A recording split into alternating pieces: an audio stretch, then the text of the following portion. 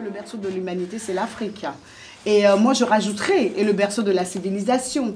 Et en Égypte, on faisait beaucoup les perles en faïence. Mais c'est les mêmes techniques que les Égyptiens faisaient à l'époque. Ils prenaient du sable de mer, ils avaient des cailloux, des choses comme ça qui remplaçaient. Ils faisaient des perles et tout ça en terre et puis émaillées. Vous voyez, il y en avait plein. Après, c'est une technique que les Italiens ont copiée pour venir échanger, on va dire, les esclaves. Donc, une fois que les gens vendaient leurs frères, leurs sœurs contre ces perles anciennes qu'on appelle les Gumedjonou, des fois il y avait des guerres de clans. Donc, les gens fuyaient la guerre et avant de fuir la guerre, ils avaient tendance à enterrer justement ces perles-là qu'on appelle les Gumedjonou.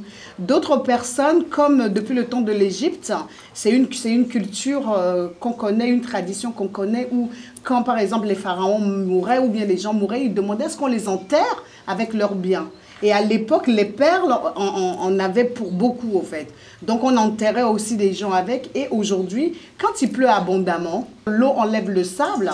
Et puis après, les perles sortent. Parce que la personne qui a été enterrée, qui est morte, après, ça devient, on va dire, il devient poussière. Et c'est là où on les appelle les cuites. Et, et même au Nigeria, vous allez voir, c'est des perles qui coûtent extrêmement cher. Ces perles-là, elles sont déjà malaxées, elles sont, on va dire, elles sont déjà séchées, bien séchées. Après, une à une, on les moule sur les doigts. Et quand elles sont moulées, en fait, on les découpe, on les moule sur les doigts, et puis après on les perce et on fait des décorations dessus. Et ces perles-là, c'est ça qui va nous sauver. Parce que ces perles-là, après 25 ans, ça se bonifie. Après 25 ans, 30 ans, 40 ans, 50 ans, 60 ans, deviennent des anciens.